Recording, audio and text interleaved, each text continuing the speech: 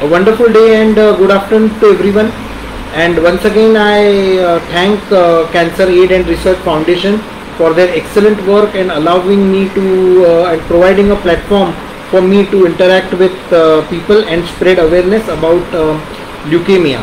Okay, so this is a leukemia awareness month, and for benefit of our listeners, I would be speaking in English and Hindi. मैं हिंदी और English दोनों में बोलूँगा.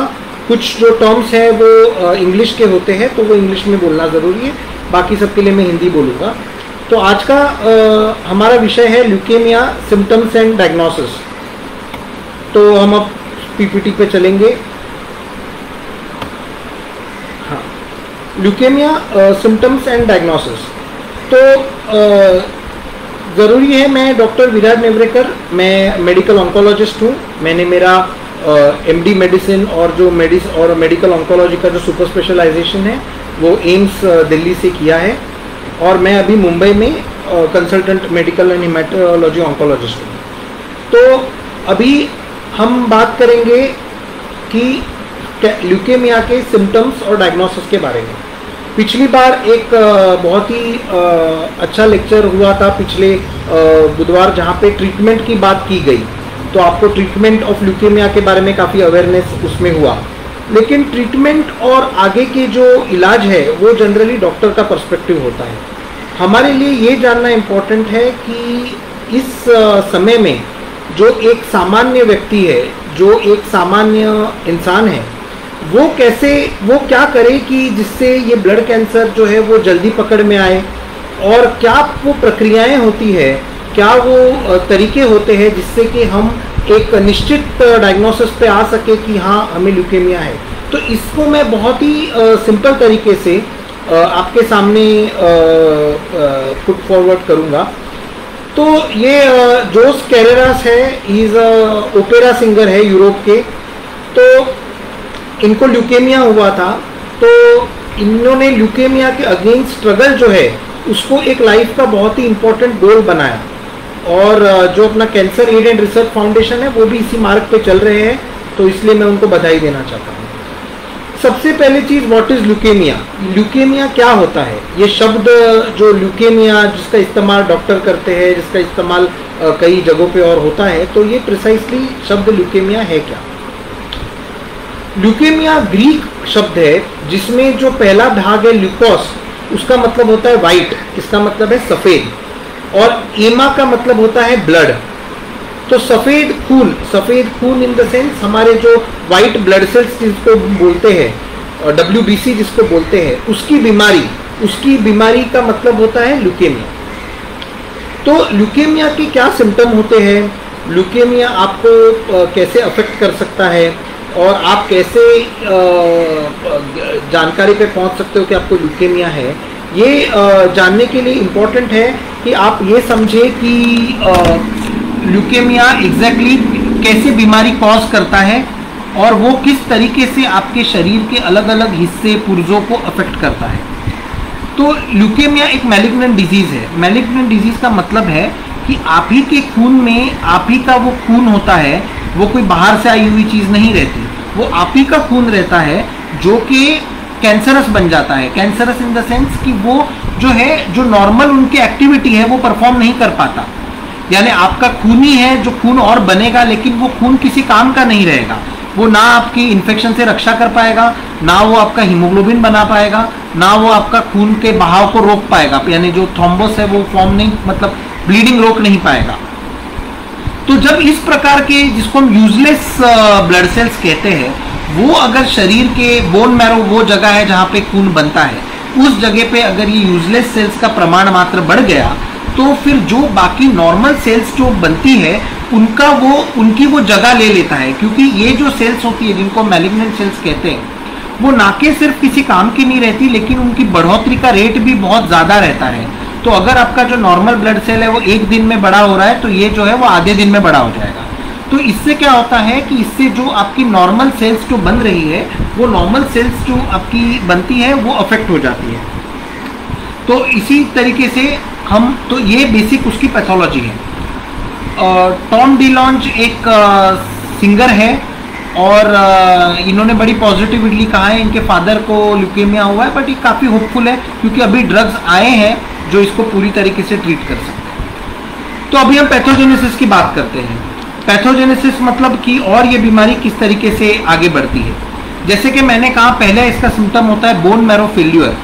Bone marrow failure मतलब कि जो over crowding हो जाती है ये एबनॉर्मल सेल्स की, ओवर क्राउडिंग के बाद जो नॉर्मल सेल्स का प्रोडक्शन होना चाहिए वो नॉर्मल सेल्स का प्रोडक्शन हो नहीं पाता और उसकी वजह से आपके आरबीसी, प्लेटलेट, डब्ल्यूबीसी इन सब की मात्राएं जो है वो कम होती जाती है।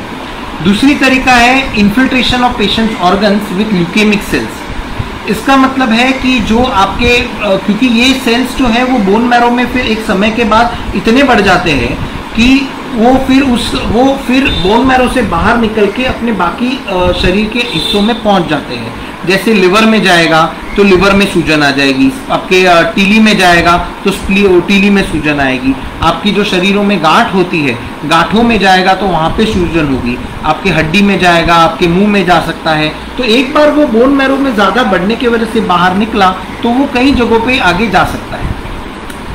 तो यही है कि आपका जो ये लड़ने के लिए आपको your illness does not define you, your strength and courage does. तो स्ट्रेंथ एंड करेज आपके लिए होना इस बीमारी में बहुत ज़रूरी है। मैंने कई जगहों पे बीच बीच में ये मोटिवेशनल चीज़ें डाली है जो कई बार मैं मेरे ल्यूकेमिया के पेशेंट्स को देता हूँ। When to suspect leukaemia. अभी हम आते हैं कि ल्यूकेमिया के एक्चुअल सिम्टम्स क्या है, क्या चीज़ हुई तो आप ये ल्यूकेमिया सोच सकते हैं। पहली चीज़ बुखार। अभी एक बात यहाँ पे गौर करने जैसी है कि क्योंकि मैं आपको एक सिम्टम बता रहा हूँ तो इसका मतलब ये नहीं है कि आपको ये सिम्टम हुआ तो आपको ल्यूकेमिया ही है। पर आप देखिए अगर बुखार है जो लंबे समय से चल रहा है, जिसका कोई कारण मिल नहीं रहा है, ना कि वो टीबी की वजह से है, ना कि वो कहीं के इन्फेक्शन की वजह से है, तो उसका कारण कहीं नहीं मिल रहा है तो आप एक ल्यूकेमिया के बारे में सोच सकते हैं। दूसरी चीज़ है रिकरेंट इन्फेक्शंस। क्या आपको बार बार इन्फेक्शन हो रहे हैं, बार बार लंग का इन्फेक्शन हो रहा है, बार बार चमड़ी का इन्फेक्शन हो रहा है, बार बार आपको लेटरिन के जगह पे इन्फेक्शन हो रहा है, क्या बार बार दस्त हो रहे हैं। तो क्योंकि जैसे मैंने कहा कि आपके जो नॉर्मल डब्ल्यूबीसी होते हैं जिनका काम होता है शरीर की रक्षा करना, वो जब काम सही से नहीं करते तब आपको फिर इन्फेक्शन होना शुरू होता है। और क्योंकि जैसे मैंने कहा कि ल्यूकेमिया में आपके वाइट ब्लड सेल बढ़ तो जाते हैं लेकिन किसी काम के नहीं रहते, तो आपको ये सारे सिम्टम होने की संभावना रहती है, जो कि है बुखार आया, बार बार इन्फेक्शन हुआ। तो अगर आपको बार बार इन्फेक्शन हो रहे हैं तो आप इस बारे में एक आपके लिए रेड फ्लैग साइन ये हो सकता है। दूसरी चीज़ है, तीसरी चीज़ में आऊँगा अनेमिया। अनेमिया यानी हीमोग्लोबिन की कमी।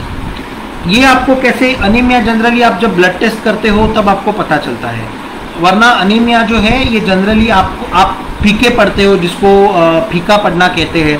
आपको थकान जल्दी महसूस होगी, आपको सांस लेने में दिक्कतें होंगी।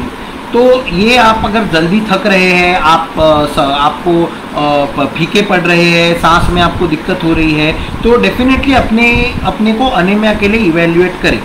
अनीमिया, लेकिन ये जानना ज़रूरी है कि अनीमिया जो है भारत में बहुत ही सामान्य है, एक्सपेशली बच्चे और महिलाओं में। तो उसका कारण आयरन डेफिशिएंसी भी हो सकता है, कहीं और विटामिन डेफिशिएंसी हो सकता है, कभी कभार कोई वर्म्स का इन्फेक्शन हो सकता है। तो जैसे ही आप अनीमिया सोचे तो ज़रूरी नहीं है कि वो ल्यूकेमिया हो, आपको ये बाकी चीज़ें भी एक ब्रॉड माइंड से आपको सारी चीज़ें इवेल्युएट करनी पड़ेगी। फिर आता है आपका ब्लीडिंग मैनिफेस्टेशंस। जैसे अभी हीमोग्लोबिन काम नहीं कर रहा, आपका डब्ल्यूबीसी काम नहीं कर रहा, वैसे ही आपको ब्लीडिंग की दिक्कतें भी हो सकती है। ब्लीडिंग की दिक्कतें ये आपको इस चीज़ का प्रतीक है कि आपके जो प्लेटलेट्स है वो आपके प्लेटलेट सही से काम नहीं कर रहे हैं। तो इस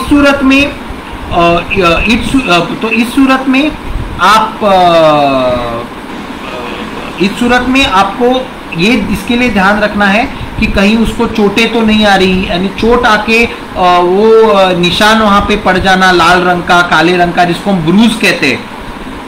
जो कई बार आपको, अगर आपने बॉक्सर्स देखे होंगे तो जो उनको चोट लगती है तो वहाँ पे ब्रूजेस होते हैं, तो ये तो चोट लगने के बाद ब्रूजेस होते हैं। स्पॉन्टेनियस ब्रूजेस का मतलब है कि बिना आपको चोट लगे, आप पूरे ठीक होने के बावजूद आपको अचानक से ये चीज़ें डेवलप हो रही हैं। और साथ में आपको कहीं से ब्लीडिंग तो नहीं हो रही है, मुंह से खून निकलना, लैट्रिन से खून निकलना, कहीं भी चमड़ी से अपने आप खून निकलते जाना, दांतों से ब्लीडिंग होना, ये सारी जो सिम्टम्स है, ये सारे सिम्टम ल्यूकेमिया के हो सकते हैं। अगर आपको पेशाब से खून जा रहा है, लैट्रिन से खून जा रहा है, मुंह में खून हो रहा है, तो आपको इसके बारे में डेफिनेटली अपने जनरल फिजिशियन से कंसल्ट करना पड़ेगा। फिर आता है सवाल बोन पेन्स का। जो अपना बोन मैरो होता है, ये मैं बोन मैरो क्या होता है थोड़ा आगे आपको और मैं समझाऊंगा। तो जो बोन पेन हो, तो बोन मैरो जो होता है वो होता है बोन के अंदर। तो वहाँ पे क्योंकि वहाँ पे ट्यूमरस सेल्स बढ़ते जाते हैं, इसीलिए बोन में दर्द होना शुरू होता है। तो अगर आपको हड्डियों में बहुत दर्द हो रहा है, सारी बड़ी हड्डियों में, देखिए आपको घुटने में दर्द हो रहा है, इसका मतलब ये नहीं है कि आपको ल्यूकेमिया है। ये सारे सिम्टम्स जो है वो थोड़े साथ में होने चाहिए। जैसे बुखार भी है, खून भी बह रहा है, साथ में हड्डी में भी दर्द कर रहा है, तो वो ल्यूकेमिया होने की ज़्यादा संभावना होती है। एक सिम्टम पे ही आप ज़्यादा परेशान ना होए, क्योंकि अगर सिर्फ आपको हड्डी में दर्द है तो वो वायरल इन्फेक्शन से भी हो सकता है। देखिए, हर जो इसमें सिम्टम है वो आपको एक नॉर्मल नॉन ल्यूकेमिया चीज़ से भी हो सकता है, लेकिन ये मैं आपको इसलिए बता रहा हूँ क्योंकि अगर दो तीन इनमें से 2-3 सिम्टम आपको साथ में हो रहे हैं, तो आपको ल्यूकेमिया के लिए अपने फिजिशियन है उसको दिखाना पड़ेगा और इग्नोर नहीं करना पड़ेगा। कृपया करके अपने आप से डायग्नोसिस ना बनाएं कि आपको ल्यूकेमिया है, लेकिन एक फिजिशियन को डेफिनेटली कंसल्ट करें। फिर आता है आपके लिवर में सूज, आपकी टीली में सूज, आपकी गांठों में सूज। तो जैसे कि मैंने कहा कि जब बोन मैरो में ये सेल्स का प्रमाण बढ़ जाता है, मात्रा इनकी बढ़ जाती है, तो वो लिवर में चली जा सकती है, वो स्प्लीन में चला जा सकता है, वो आपकी गांठों में चला जा सकता है। लिवर का स्प्लीन मतलब टीली, लिवर यानी लिवर जहाँ पे आपका वो राइट साइड में पेट में रहता है, और बाकी गांठें जो लिम्फ नोड है। बाकी मसूड़ों में सूजन आपकी आ सकती है, गम एनलार्जमेंट जो मसूड़े होते हैं उसमें आप अगर सूजन पाएंगे, मसूड़ों से ब्लीडिंग पाएंगे, तो डेफिनेटली आप इसके बारे में सोच सकते हैं। मैं वापस रिपीट करना चाहूँगा कि एक ही सिम्टम पे आप परेशान ना हो, ये कई चीज़ें एक साथ होनी पड़ती है, तब जाके हम इसका कुछ डायग्नोसिस बना सकते हैं। अभी यहाँ पे कुछ समय हम बिताएंगे ताकि आपको ज्ञान हो कि मैं किस चीज़ के बारे में बात कर रहा हूँ। छोटी मोटी चीज़ों से परेशान नहीं होना है। अब देखिए, ये रहे आपके मसूड़े। आप देख रहे हो ये किस प्रकार की मसूड़ों में सूजन आई है कि दांत जो है आपका, उसके बीच से मसूड़े आगे निकल रहे हैं। इसको हम गम हाइपरट्रॉफी कहते हैं। ये एक साइन रहती है आपके ल्यूकेमिया होने की, तो इस पे आप ज़रूर गौर करें। दूसरा है जो मैंने आपको कहा कि आपको ब्रूजेस हो सकते हैं, पेटिके हो सकते हैं, शरीर में प्लेटलेट कम होने की वजह से। वो कुछ इस तरीके से है, आपके शरीर में बिना किसी वजह के आपको इस तरीके के लाल पैचेस नज़र आ सकते हैं, जिसको हम पेटिके कहते हैं। अगर आपको अचानक से ये सारे पेटिके है, देखिए ये कई सारे प्रकार के जो रैश होते हैं वो वायरल इन्फेक्शन में भी आते हैं, डेंगू में भी आते हैं। तो वो आपको डिफ्रेंशिएट करना, उसको डिफ्रेंशिएट करने के लिए किसी फिजिशियन ने देखना ज़रूरी है। तो डेफिनेटली अगर आपको बुखार के साथ इस प्रकार के रैशेस आ रहे हैं, तो कहने का मतलब ये है कि आप डेफिनेटली अपने पास के डॉक्टर को अप्रोच करें, इसको इग्नोर ना करें।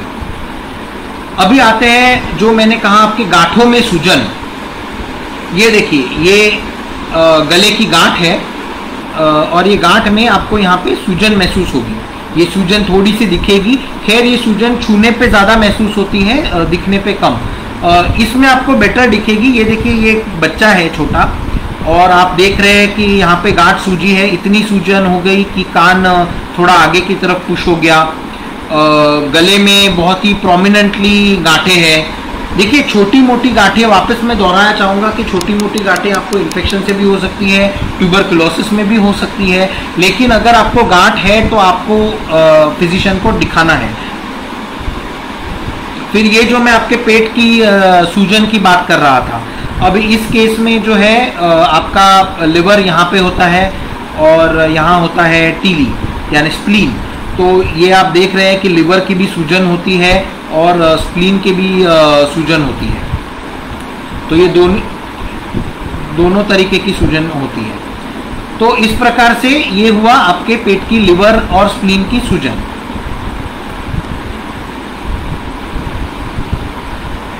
ठीक है, अभी ये वही जॉस कैरेरास है, उनको लोग उनका बड़ा इंटरेस्टिंग है। उन्होंने कहा कि लोग बार बार उनको उनके बीमारी के बारे में पूछते रहते हैं, क्वेश्चंस पूछते हैं, और उनको हर क्वेश्चन में, हर एस्पेक्ट में एक पॉजिटिविटी नज़र आती है। इसीलिए वो हर क्वेश्चन, वो अपने हर स्ट्रगल शेयर करना चाहते हैं।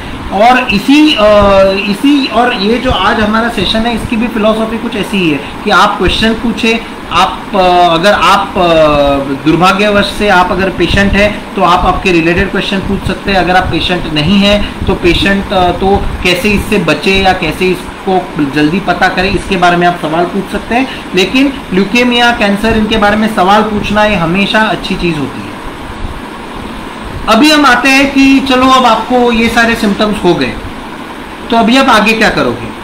आगे आप जाओगे डॉक्टर के पास, फिर डॉक्टर जो है आपको चेक करेगा और आपको कुछ टेस्ट लिख के देगा और कुछ टेस्ट करने बोलेगा। अगर डॉक्टर को ये लगता है कि ये ल्यूकेमिया की तरफ हम बढ़ रहे हैं तो आपको वो कुछ टेस्ट करने कहेगा। तो आप कैसे जानोगे? तो ये मेरा जो एक ये प्रेजेंटेशन है वो बहुत ही बेसिक सा है। आपको ये ज्ञान दिलाने के लिए, जो कॉमन पब्लिक है उनको ये बताने के लिए कि ये जो बड़े बड़े टेस्ट के नाम लिए जाते हैं, ये दरअसल टेस्ट होते क्या है। भगवान ना करे अगर आपको किसी टाइम पे अगर टेस्ट लगे तो आपको पता होना चाहिए कि हम किस टेस्ट की बात कर रहे हैं और ये डायग्नोसिस कैसे करते हैं। तो मैंने बहुत ही सरल शब्दों में और सिंपलिस्टिकली आप लोगों के सामने ये चीज़ रखी है। सबसे पहले तो एक सिंपल ब्लड काउंट होता है, सिंपल ब्लड टेस्ट जिसको हम CBC कहते हैं, कंप्लीट ब्लड काउंट।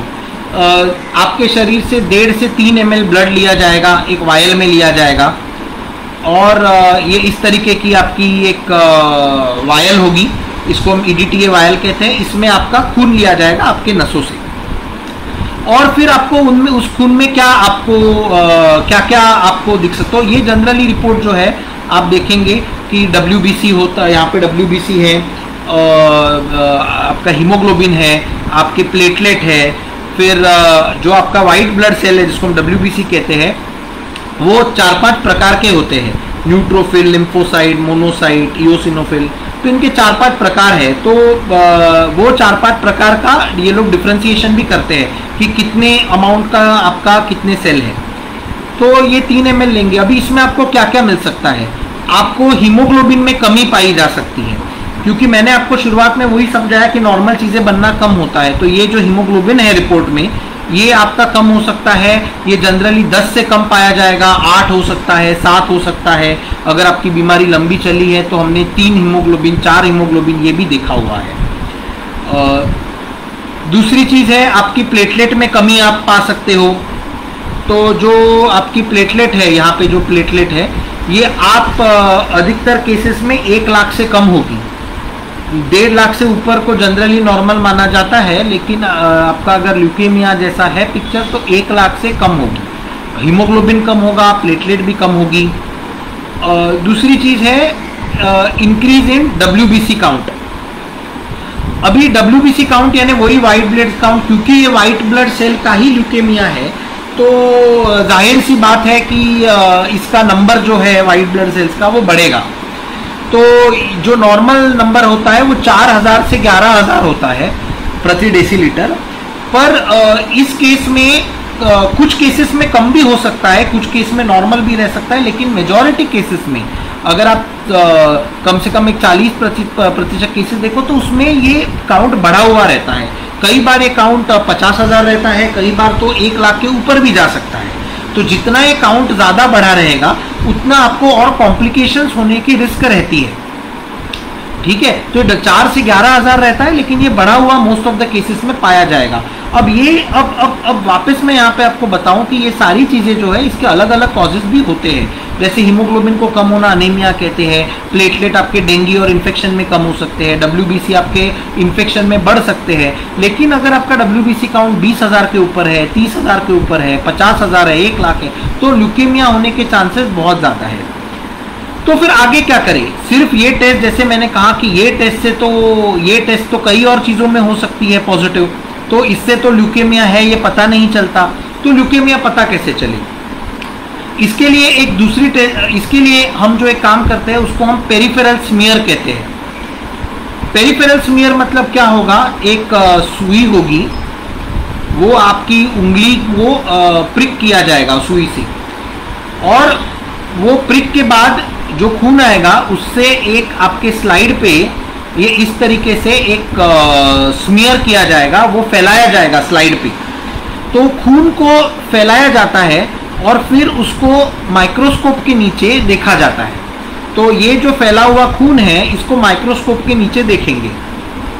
माइक्रोस्कोप यानी वो चीज़ जो आपको कोई एक मैग्नीफाई करके देती है। तो ये जो खून की एक जो लहर है, एक जो शीट बनी है, इसको माइक्रोस्कोप से देखा जाएगा। और इसमें जो है हम उस चीज़ को ढूंढेंगे जिसको हम ब्लास्ट सेल्स कहते हैं। ब्लास्ट सेल का मतलब होता है इमैच्योर WBC। जो बोन मैरो के अंदर जो नया नवेला WBC बनता है उसको हम ब्लास्ट कहते हैं।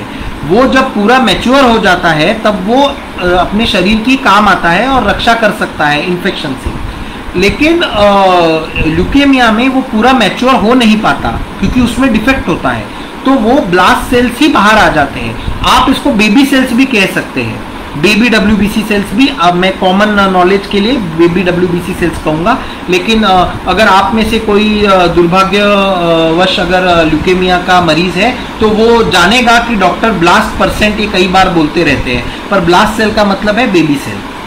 तो ये ब्लास्ट सेल कैसे होते हैं? देखिए, ये जो है आपका है नॉर्मल ब्लड को मैं अगर माइक्रोस्कोप में देखूंगा तो आपके ये हीमोग्लोबिन वाले एरिथ्रोसाइट्स हैं, ठीक है।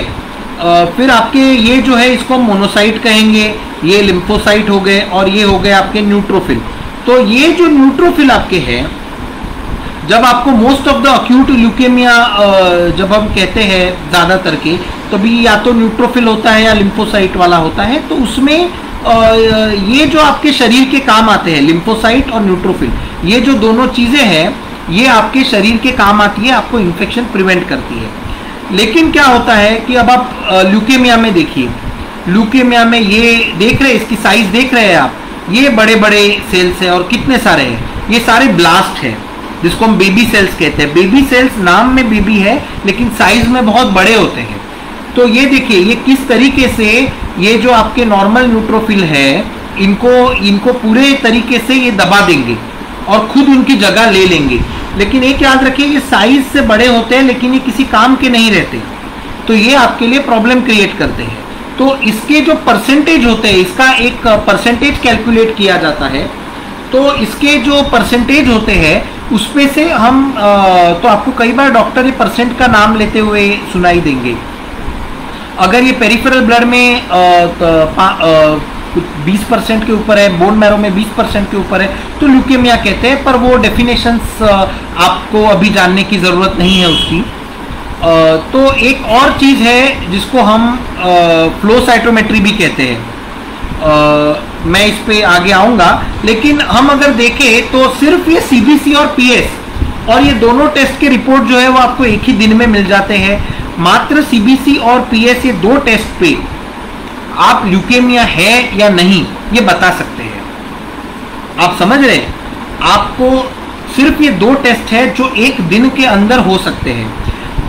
और एक चीज है कि ये जो टेस्ट है PS वाली, मलेरिया के लिए भी यही टेस्ट की जाती है, मलेरिया चेक करने के लिए, जिसको हम पेरिफेरल स्मीयर बोलते हैं। तो ये दो सिंपल टेस्ट है जिससे आपको ल्यूकेमिया है या नहीं इसका लगभग अंदाज आ जाता है।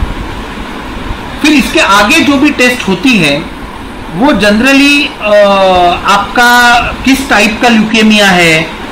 ल्यूकेमिया के कई प्रकार होते हैं, कोई लिम्फॉइड होता है, माइलॉइड होता है। लिम्फॉइड में भी अलग टाइप्स के होते हैं, माइलॉइड में भी M1, M0, M2, M3, M4, तो उनके भी 4-5 टाइप होते हैं। लिम्फॉइड के भी 4-5 टाइप होते हैं। तो ये सारे जो टाइप होते हैं वो कौन से टाइप का है वो जानने के लिए हमको कई और टेस्ट करने पड़ते हैं। उनमें जेनेटिक म्यूटेशंस क्या है वो भी देखने के लिए टेस्ट करने पड़ते हैं, क्योंकि ये जो जेनेटिक म्यूटेशंस है, ये जो जीन और डीएनए में जो चेंजेस है, इसके आधार पे आगे ट्रीटमेंट डिपेंड करती है। ठीक है, तो लेकिन वो सब आपके मतलब आपके स्कोप के आपको अगर मैं समझाने जाऊंगा तो आप कंफ्यूज हो जाएंगे। तो बेसिक बात यह है कि 2 टेस्ट में डायग्नोसिस होता है। अब आते हैं चीज bone marrow aspiration and biopsy पे। तो ये आपने कई बार सुना होगा, bone marrow aspiration and biopsy, bone marrow transplantation.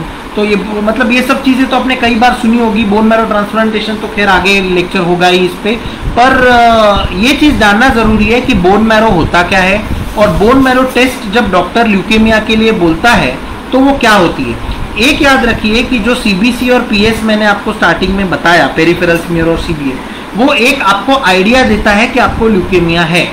आपको कंफर्म करने के लिए बोन मैरो भी करना पड़ेगा और एक फ्लो साइटोमेट्री नामक टेस्ट होती है वो भी करनी पड़ेगी। तो बोन मैरो वो जगह होती है, जैसे मैंने शुरुआत में कहा, जहां पे मरीज का खून बनता है हमारा हड्डी के अंदर। देखिए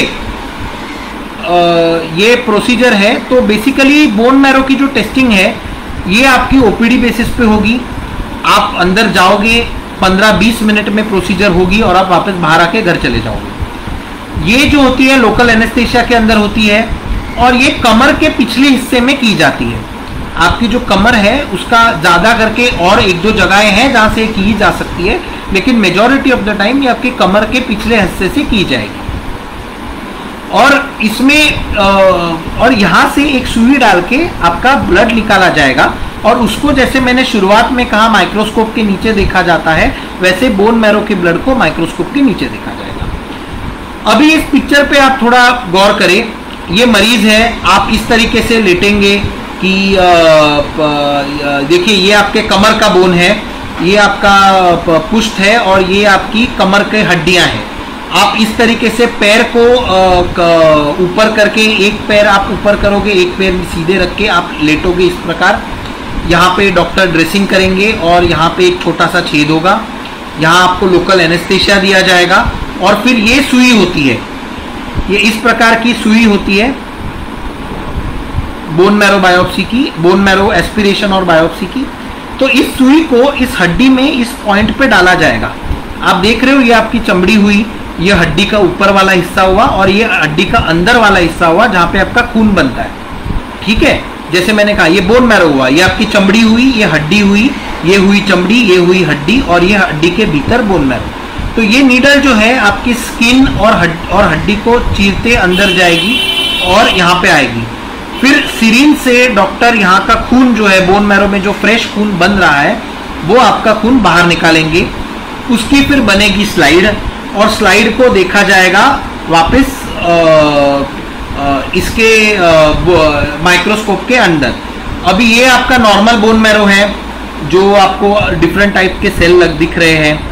ये आपका ल्यूकेमिया वाला है। देखिए वापस बड़े बड़े ब्लास्ट सेल्स, जिसको हम बेबी सेल्स कहेंगे, बड़े बड़े सेल्स, सारा पूरा पैक हो गया है। आपको कहीं और कुछ नजर नहीं आ रहा है। यहाँ पे देखिए कितनी सारी चीजें, लेकिन यहाँ पे ब्लास्ट इतने सारे आ गए हैं कि आपका जो नॉर्मल खून बन रहा है वो बन नहीं पा रहा है।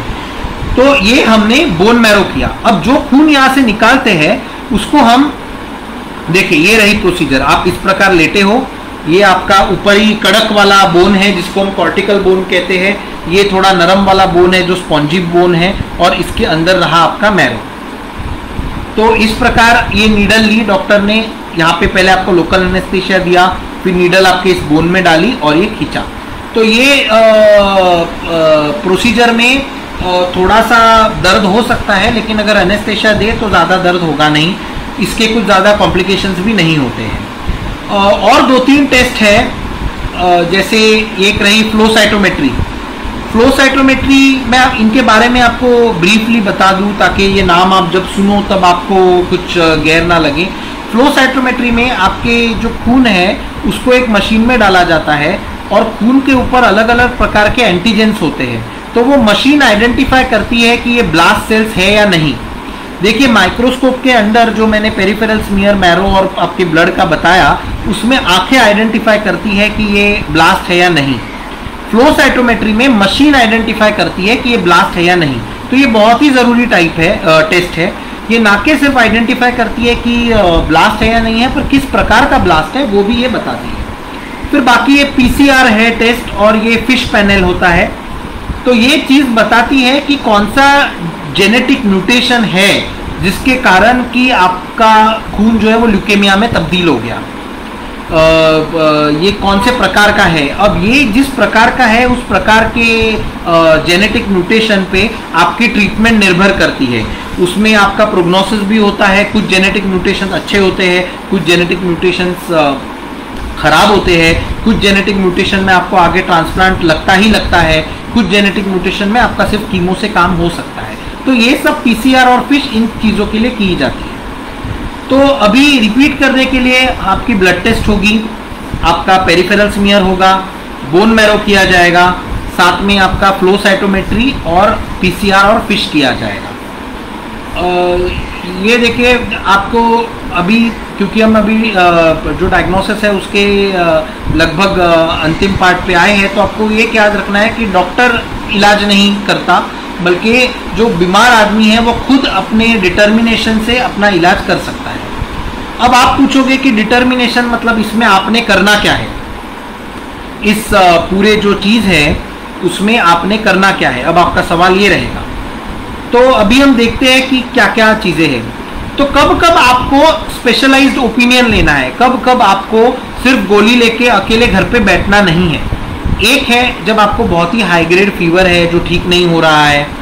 दूसरी चीज़ है अगर आपको कोई भी शरीर के जगह से खून निकले, आपको पेट में सूजन हो, आपका वजन बहुत कम हो जाए, किसी भी साइज पे आपको अगर सूजन महसूस हो, गांठ महसूस हो, आप कमज़ोर हो, आपका एपेटाइट कम हो रहा है, आपका वजन कम हो रहा है, तो ये 5-6 कारण है जहाँ पे आपको एक डॉक्टर को जाके दिखाना पड़ेगा। दूसरी चीज़ आती है कि आप डायग्नोसिस के लिए क्या क्या टेस्ट लगते हैं। एक आपका कंप्लीट ब्लड काउंट लगेगा, जो मैंने आपको बताया। LFT KFT टेस्ट यानी जनरली किडनी और लिवर की टेस्ट देखी जाती है, क्योंकि कुछ कंडीशंस में ये चीज़ें भी अफेक्ट हो जाती है। फिर आपका पेरिफेरल स्मीयर किया जाएगा। इतना डायग्नोसिस के लिए जनरली काफ़ी होता है। अब आगे टेस्ट कौन कौन से होते हैं, तो बोन मैरो होता है जिससे पक्का हमें पता चलता है, फ्लो साइटोमेट्री होती है, पीसीआर होता है, साइटोजेनेटिक्स हो सकता है, फिश हो सकता है। लेकिन ये 3 चीज़ें तो आपको ये बताएंगी कि क्या हमें आगे बढ़ना चाहिए या नहीं चाहिए। अगर ये तीनों चीज़ें नॉर्मल है आपकी, तो आपको ल्यूकेमिया होने की संभावनाएं कम है। अभी आते हैं उस चीज़ पे कि क्योंकि देखिए ट्रीटमेंट पिछले हफ्ते कवर हो गई है, और भी cancer aid and research foundation और भी कई लेक्चर रखने वाला है ल्यूकेमिया के लिए, तो उसमें ये चीज़ें कवर होंगी। लेकिन अगर आपका बैड लक रहा और आपको अगर आप ये चीज़ से डायग्नोस हुआ, तो सबसे पहले तो आपको हिम्मत नहीं हारनी है। पहले आपको ब्लड डोनर्स रेडी रखने हैं, 4 से 5 कम से कम, क्योंकि इससे में बहुत खून चढ़ता है, बहुत प्लेटलेटें चढ़ती हैं, और कई बार डेली चढ़ती हैं। क्योंकि ये बीमारी खून की है तो खून रिप्लेस करना पड़ता है, तो आपको खून डोनेट करने के लिए लोग रेडी रखने पड़ेंगे। आप जहाँ कहीं पे भी ट्रीटमेंट के लिए जाएंगे तो कुछ हफ्तों से लेके महीने भर तक का भर्ती ज़रूरी हो सकता है, डिपेंडिंग आपका कौन सा कैंसर है, कुछ हफ्ते से लेके कुछ महीने का। तो आप अगर किसी और शहर में है या आप सोच रहे हैं किसी और शहर में आप जाके इलाज करेंगे, तो हमेशा याद रखिए ब्लड डोनर्स को रेडी रखना है। उस शहर में आपको कम से कम 1 महीना रहने की ज़रूरत है। दूसरी चीज़ है कि आपको ट्रीटमेंट प्रोटोकॉल जो होते हैं इनके, वो बहुत कॉम्प्लिकेटेड होते हैं। वो कई दवाइयाँ होती है जो हर रोज़ चलनी होती है, कुछ दवाई 1 दिन छोड़ के चलती है और लंबे समय तक चलती है। तो आपको जैसे बोला गया है वैसे करना बहुत ज़रूरी है, और आपको जब जब बोला जाए तब तक डॉक्टर को जाके दिखाना है। आपको जब जब दिक्कतें हो तब जाके डॉक्टरों को दिखाना है। तो आपको ट्रीटमेंट प्रोटोकॉल को तो पक्का अडियर करना है। दूसरी चीज़ है कि आपको वेरियस कैंसर सोसाइटीज़ के साथ आप एसोसिएटेड रहिए। जो हमारी ये जो वेबसाइट है कैंसर एड एंड रिसर्च, इसको भी फॉलो करिए। तो आप इनके साथ एसोसिएटेड रहेंगे। ये सारी जो सोसाइटीज़ है ये आपकी बहुत काम आती है, आपको ब्लड डोनर से लेके फाइनेंशियल हेल्प से लेके डॉक्टर से कनेक्ट करवाने से लेके हर चीज़ में आपकी बड़ी सहायता करती है। तो देखिए वही जोस कैरेरास जिसका मैं स्टार्टिंग से कोट्स कह रहा हूँ, तो वो कम्प्लीटली क्योर हो गया ल्यूकेमिया से, और वो उसके लाइफ का हैप्पी मोमेंट था। तो डेफिनेटली आप अगर सही रास्ते पे चलेंगे तो इसके लिए कंप्लीट क्योर आपका संभव है। अभी मैं इसके बाद सवाल लूँगा, लेकिन मुझे एक और अनाउंसमेंट करनी है कि डॉक्टर प्रशांत हिवरकर जो कि वाडिया हॉस्पिटल में कंसल्टेंट है पीडियाट्रिक हिमेटोलॉजी और बोन मैरो ट्रांसप्लांट का, वो अगले सप्ताह बुधवार को ही दोपहर के 3 बजे 16 सितंबर को bone marrow transplant in blood cancer पे आपको जानकारी देंगे। तो कृपया आप उसको ज़रूर अटेंड करिए, क्योंकि जो हमारी कीमोथेरेपी हो गई है, बोन मैरो में क्या होगा कैसे होगा उसके बारे में जानकारी दी जाएगी। तो अभी हम कुछ सवाल ले लें। आपके कुछ अगर सवाल है तो आप सवाल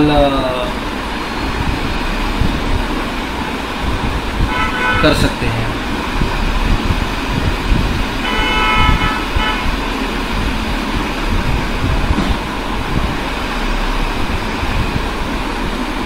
सवाल है किसी के?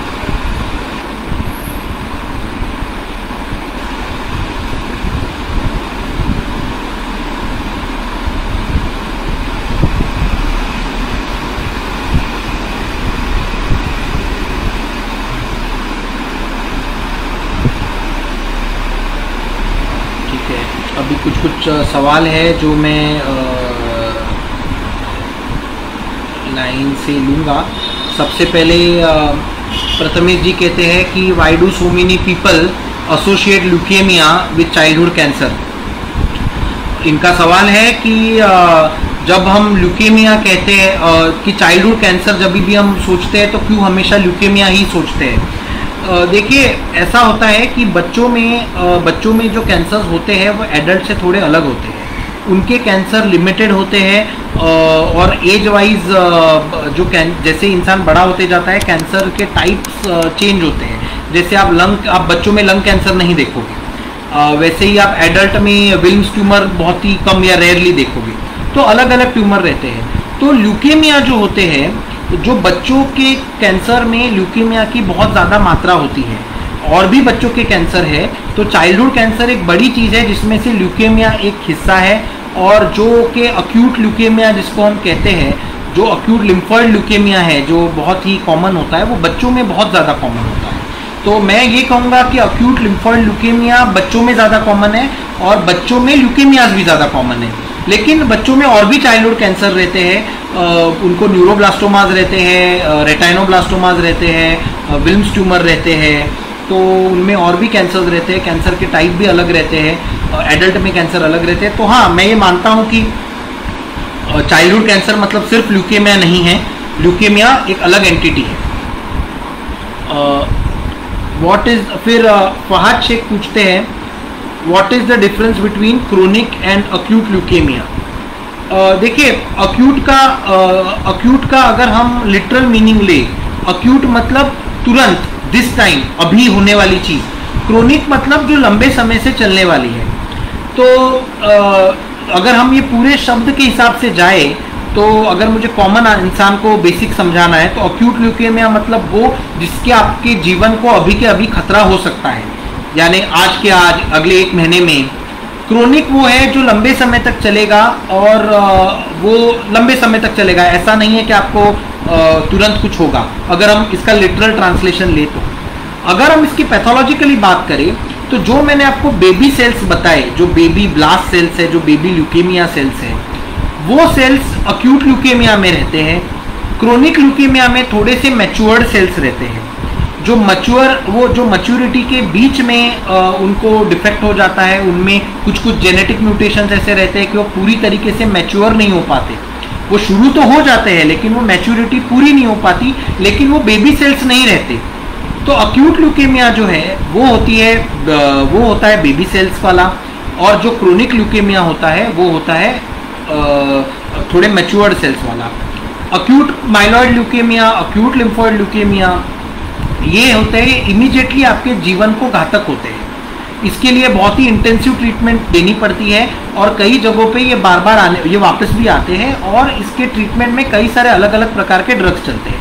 जो क्रोनिक होते हैं वो थोड़ा लंबे समय तक चलते हैं, उसके लिए ट्रीटमेंट 1 या 2 ड्रग्स ही रहती है जो लंबे समय तक लेनी पड़ती है, और ओवरऑल क्रोनिक की जो प्रोग्नोसिस है वो अक्यूट से थोड़ा बेटर रहता है। अभी आए हम what is the pathophysiology for acute lymphoblastic leukaemia. तो ये पूछ रहे हैं कि जो अक्यूट लिम्फोब्लास्टिक ल्यूकेमिया है, जिसको हम ALL भी कहते हैं, जो बच्चों में बड़े कॉमन है, वो क्यों होते हैं, वो किस चीज़ से होते हैं, तो कैसे होते हैं। तो जैसे मैंने शुरुआत में पैथोफिजियोलॉजी आपको बताई कि सबसे पहले जो स्टेम सेल्स होती है, क्योंकि हमारे शरीर की हर सेल जो है वो एक स्टेम सेल से आती है, जो ब्लड की सेल है।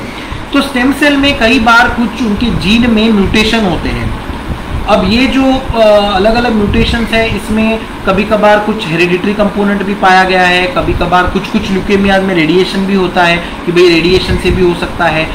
कुछ चीज़ों में जो है ALL नहीं, बट अक्यूट माइलॉइड ल्यूकेमिया में अगर आपको किसी और बीमारी और कैंसर के लिए कीमोथेरेपी मिली है, तो आपको ये ड्रग इंड्यूस्ड AML भी हो सकता है, वो भी आपको ब्लड ल्यूकेमिया कॉज कर सकता है। तो वो जो आपकी स्टेम सेल्स होती है उसमें कुछ म्यूटेशन होते हैं, कुछ केसेस में जिसको हम PH पॉजिटिव ALL बोलते हैं, उसमें 9/21 का म्यूटेशन होता है, फिर जीन ट्रांसलोकेशन 411 होता है, और कई सारे जेनेटिक म्यूटेशंस रहते हैं जो इसमें कुछ बदलाव लाते हैं, जिसके कारण ये बेबी सेल्स जो है वो आगे बढ़ नहीं पाते। उसके कारण ये, जैसे मैंने कहा, वो पूरे बोन मैरो को ऑक्यूपाई कर लेते हैं और वो बाहर भी निकल आते हैं। अभी इसके अलग अलग टाइप्स है, उसके हिसाब से high risk, low risk, intermediate risk इनमें क्लासिफाई किया हुआ है, और उस हिसाब से इसकी ट्रीटमेंट भी होती है। लेकिन एक अच्छी बात है कि अक्यूट लिम्फोब्लास्टिक ल्यूकेमिया जो है उसका रिस्पॉन्स बहुत अच्छा रहता है। अगर वो अच्छा रिस्पॉन्स किया तो लंबे समय तक इंसान बिना कैंसर के रहता है, और उसके कंप्लीट क्योर के भी चांसेस काफ़ी ज़्यादा रहते हैं। ऑलमोस्ट पहले 1 महीने में आप मानो तो 80 से 90 जो बच्चे अगर आप देखोगे तो वो बहुत अच्छा रिस्पॉन्ड कर जाते हैं। तो हाँ, acute lymphoblastic leukaemia acute myeloid leukaemia से थोड़ा बेटर है, क्योंकि वो ट्रीटमेंट को ज़्यादा रिस्पॉन्सिव है। What are leukaemia treatment options? देखिए, डिटेल में तो पिछले इसमें हो गया था, मैं आपको एक लगभग आइडिया देता हूँ। ल्यूकेमिया ट्रीटमेंट के लिए शुरुआती तौर पे तो कीमोथेरेपी ही देनी पड़ती है, क्योंकि कीमोथेरेपी जो आपके ट्यूमर सेल्स हैं उनको ख़त्म करती है, वो एक प्रकार का जहर होता है। लेकिन क्योंकि ये अपने स्टेम सेल में प्रॉब्लम होता है जेनेटिक, तो ये इन जो ट्यूमर सेल्स जो होते हैं, इनको ल्यूकेमिया के सेल ये रेजिस्टेंट हो जाते हैं कीमो को। मैं लिम्फोइड ल्यूकेमिया के बारे में थोड़ा ज़्यादा बता रहा हूँ, वो रेजिस्टेंट होते हैं और वो अलग तरीके से वो वापस आ सकते हैं। तो क्या किया जाता है कि कई अलग अलग टाइप की जो कीमोथेरेपीज है वो मिक्स एंड मैच की जाती है, ताकि एक के बाद एक अलग अलग कीमोथेरेपी देके सारे रेजिस्टेंट क्लोन्स को खत्म कर दें। एक बार आपका ल्यूकेमिया कंट्रोल में आ गया, एक बार आपका ल्यूकेमिया पेरिफेरल स्मीयर में क्लियर हो गया, बोन मैरो में ल्यूकेमिया के सेल्स एक बार 5% से कम आ गए, उसके बाद फिर ये सोचा जाता है कि या क्या इसको और हम कीमोथेरेपी दे दें ताकि रिस्पॉन्स डीपन हो, या फिर हम इसको ट्रांसप्लांट के लिए लें। तो कीमोथेरेपी के बाद 2 रास्ते आते हैं, एक होता है अलग कीमोथेरेपी का और एक होता है ट्रांसप्लांट का। तो ये इस चीज़ पे डिपेंड करेगा कि जो स्टार्टिंग में मैंने आपको PCR और फिश और साइटोजेनेटिक की जो टेस्ट बोले, उन पे डिपेंड करेगा कि कुछ जो जेनेटिक म्यूटेशन है उसके लिए आपको ट्रांसप्लांट की ज़रूरत पड़ेगी, कुछ जेनेटिक म्यूटेशन है उसकी कीमो का काम हो जाएगा उससे। तो बेसिकली कीमोथेरेपी और ट्रांसप्लांट, ब्रॉडली ये 2 ही आपके पास ऑप्शंस होते हैं। अभी स्नेहा जी पूछ रही है कि अगर पेशेंट ल्यूकेमिया से है और उसको स्प्लीन का इन्फेक्शन है तो what is the treatment and how much time it takes. देखिए, सिर्फ स्प्लीन का नहीं, लेकिन ल्यूकेमिया में कहीं भी किसी भी जगह का इन्फेक्शन होना संभव है, क्योंकि जैसे मैंने कहा कि जो सेल्स प्रोटेक्ट करती है वही काम नहीं कर रही है। तो अगर कहीं पे भी इन्फेक्शन हो तो आपको सबसे पहले तो एंटीबायोटिक्स देने पड़ेंगे, शुरुआत में एंटीबायोटिक देने ही पड़ेंगे। साथ में आपको ल्यूकेमिया का इलाज भी, ट्रीटमेंट भी देना पड़ेगा। अभी इस पे डिपेंड करता है कि इन्फेक्शन कितना फैला हुआ है, मरीज कीमोथेरेपी झेलने के कंडीशन में है या नहीं है, ये देख के डिसाइड करना पड़ता है। वरना कुछ कुछ केसेस में पहले थोड़ा सा एंटीबायोटिक्स दे के फिर 2-3 दिन में ल्यूकेमिया की ट्रीटमेंट शुरू करते हैं। पर हाँ, ल्यूकेमिया की ट्रीटमेंट भी चलनी है और स्प्लीन इन्फेक्शन है तो एंटीबायोटिक भी चलनी है। अगर स्प्लीन इन्फेक्शन आप ल्यूकेमिया के ट्रीटमेंट पे ऑलरेडी हो और ब्लड कम होने की वजह से आपको अगर इन्फेक्शन हुआ है तो आपको ल्यूकेमिया की ट्रीटमेंट कुछ टाइम के लिए रोकनी पड़ेगी और एंटीबायोटिक देने पड़ेंगे। अभी कितना टाइम लगेगा ये इस पे डिपेंड करता है कि आपको किस स्टेज ऑफ ट्रीटमेंट में इन्फेक्शन हुआ है। अगर आपको शुरुआती स्टेट में हुआ है तो आपको ल्यूकेमिया का असर आने तक और एंटीबायोटिक का असर आने तक आपको टाइम लग सकता है, आपको कम से कम 2 हफ्ता लग सकता है। अगर आपको आप ल्यूकेमिया के ट्रीटमेंट पे ऑलरेडी हो और बाद में इन्फेक्शन हुआ है तो थोड़ी देर के लिए हम ल्यूकेमिया के ट्रीटमेंट रोक सकते हैं ताकि आपके जो WBC है और वो रिकवर हो जाए और फिर एंटीबायोटिक के साथ मिलकर वो इन्फेक्शन कंट्रोल में लाए। तो उस सूरत में इन्फेक्शन करीबन 7 से 10 दिन तक रह सकता है। पर इसका कोई डेफिनेट ये मात्र नहीं है, इस पे ये डिपेंड करेगा आपका ल्यूकेमिया कितना एक्टिव है। अगर बहुत ज़्यादा एक्टिव है ल्यूकेमिया तो इन्फेक्शन कंट्रोल आने के लिए उतना ही टाइम लगता है।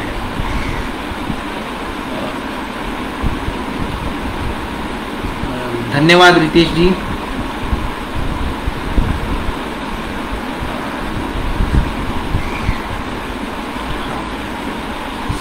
प्रशांत बाफना जी पूछ रहे हैं कि सर मेरी बच्ची का कीमोथेरेपी वाडिया हॉस्पिटल में चला था, संगीता मैडम के अंडर में, उसे ALL 20 सेल ALL था, अभी वह मेंटेनेंस पीरियड पर है। तो बहुत बढ़िया, इनका प्रशांत बाफना जी ने बड़े ही शिद्दत से सारी इलाज कंप्लीट करके मेंटेनेंस पे पहुंच गए हैं। तो मेंटेनेंस करीबन 1.5 साल का चलता है। इसमें आपको हफ्ते में 1 दवा लेनी होगी और बाकी जो 6 MP एक दवा दी होगी वो आपको डेली लेनी होगी। तो इसमें आपको जो पीरियोडिकली जब वो बुलाए फॉलोअप के लिए तब जाइए, ब्लड टेस्ट करा के जाइए और मेंटेनेंस पूरे शिद्दत से लीजिए, क्योंकि मेंटेनेंस के दौरान भी बीमारी वापस आ सकती है और अगर ये आधा आप छोड़ोगे तो बीमारी वापस आने की संभावना बढ़ेगी।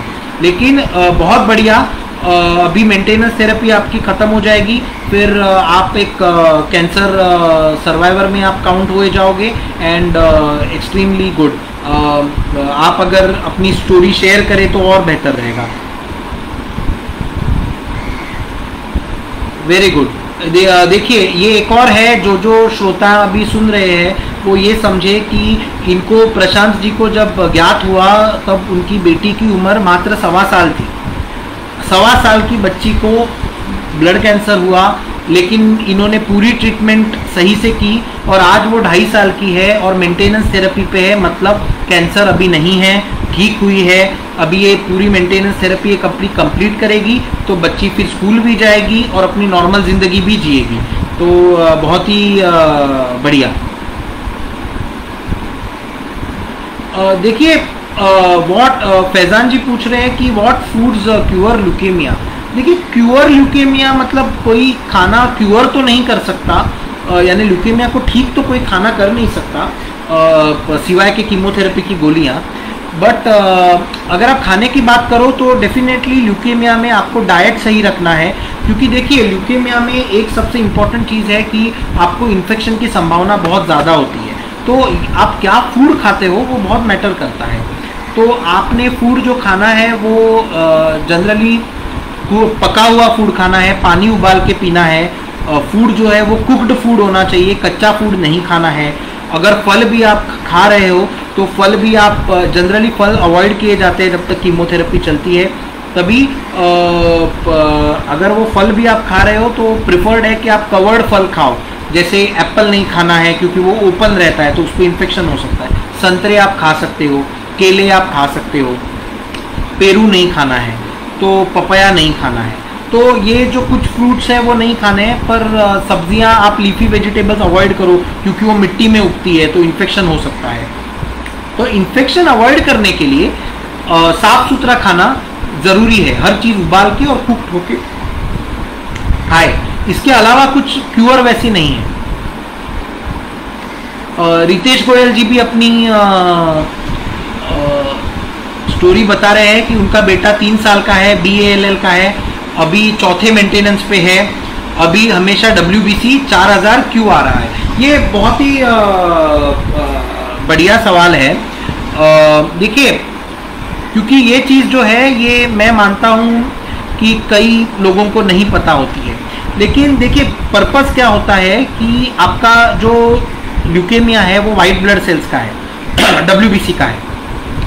WBC में भी आपका लिम्फोसाइट न्यूट्रोफिल्स उनका आपका है ल्यूकेमिया। तो जब हम कीमोथेरेपी देते हैं तब कीमोथेरेपी जब एक्ट देखो, कीमोथेरेपी क्या होता है, वो जहर होता है, वो ल्यूकेमिया के भी सेल पे एक्ट करेगा, वो नॉर्मल सेल पे भी एक्ट करेगा। तो जब मेंटेनेंस थेरेपी में ल्यूकेमिया के सेल्स है नहीं, तो क्या हम करते हैं कि अगर कीमोथेरेपी आपकी WBC जो नॉर्मल WBC है उसको अगर कम रख रही है, तो हम ये मानते हैं कि इनडायरेक्टली वो फिर ल्यूकेमिया के सेल्स को भी कम रख रही है, क्योंकि दोनों पे असर वो बराबर करती है। तो अगर आपका जो ANC, जिसको हम एब्सोल्यूट न्यूट्रोफिल काउंट बोलते हैं, अगर वो, तो ये कहा जाता है कि आपका जो जब आपका मेंटेनेंस थेरेपी में न्यूट्रोफिल एब्सोल्यूट न्यूट्रोफिल काउंट अगर 1500 के करीब है तो आपका मेंटेनेंस अच्छा चल रहा है।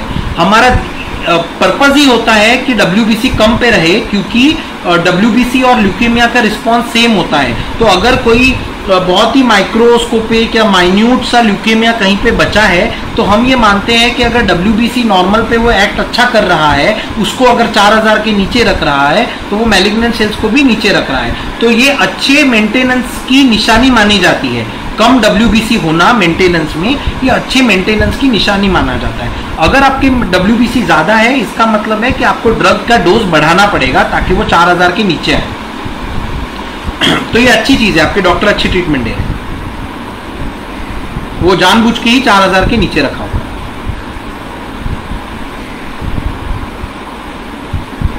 प्रशांत बाफना जी कह रहे हैं कि जनवरी में उनकी बेटी का ख़त्म होगा। बड़ा ही बधाई हो आपको। और मैं cancer aid and research foundation को, अगर वो कैंसर सर्वाइवर्स की कहीं स्टोरी शेयर करते हैं तो प्रशांत बाफना जी की भी स्टोरी ज़रूर पॉसिबल हो तो शेयर करें।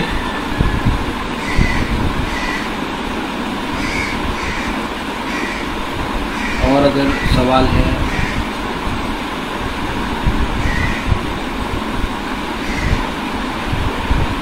और मैं ये भी एक ये दूंगा कि जो कैंसर सर्वाइवर्स हैं उनको भी सवाल बाकी लोग पूछ सकते हैं, वो कई अच्छा गाइड करेंगे।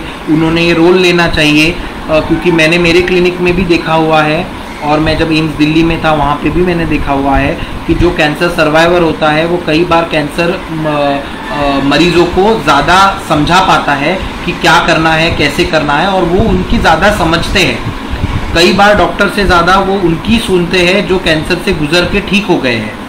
तो अगर जैसे रितेश जी है, प्रशांत जी है, अगर वो थोड़ा समय निकाल के, जो माँ बाप है जिनके बच्चों को अभी कैंसर डायग्नोज हुआ है, अगर उनको जाके सलाहें दें, उनको जाके बताएं क्या कैसे करना है, तो वो समाज के बड़े सेवा में आ सकते हैं।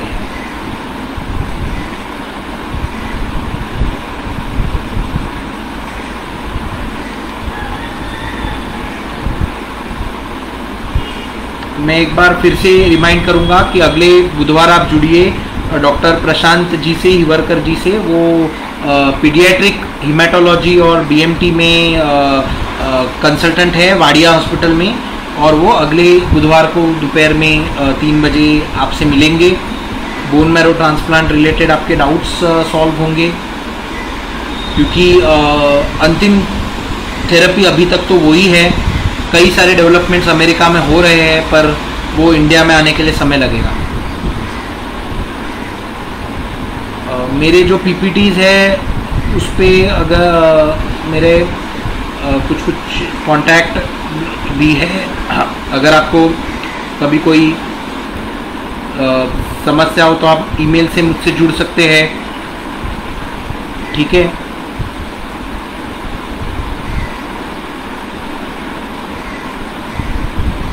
तो अब कोई और सवाल मुझे नज़र नहीं आ रहे हैं।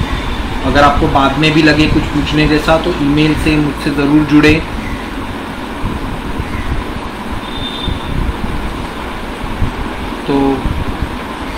हम अभी सागर जी ने पूछा है sir we have to avoid sugar during cancer treatment.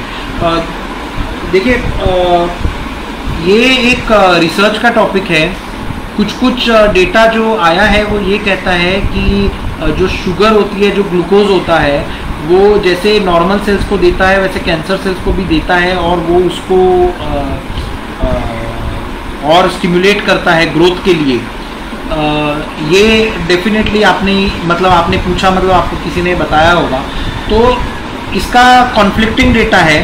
कुछ ट्रायल्स में ये चीज़ बताई है कि ऐसा होता है, इसका बायोकेमिकल एविडेंस दिया है, लेकिन अभी तक कंफर्म्ड वाली चीज़ बाहर आई नहीं है। लेकिन हाँ, शुगर अवॉइड करना हमेशा आपको थोड़ा बेटर रहता है। अगर आप अवॉइड कर सकते हो तो डेफिनेटली करो, उसके और भी कई फ़ायदे होते हैं आपके।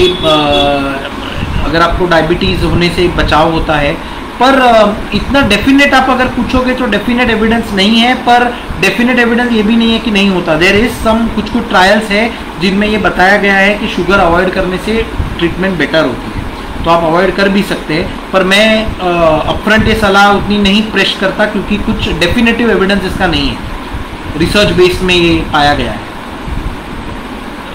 बहुत बढ़िया रितेश गोयल जी ये कह रहे हैं कि अब इनका पूरा जीवन कैंसर पीड़ितों की सेवा में समर्पित है, और इनसे भी इन्होंने भी अपना नंबर शेयर किया है, तो जो इनसे जुड़ना चाहते हैं, इनसे चीज़ें पूछना चाहते हैं, वो पूछ सकते हैं। ये कैंसर की जंग लड़े हैं।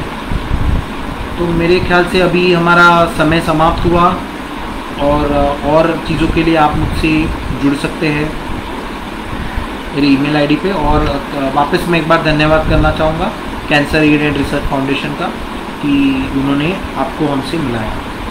जी धन्यवाद।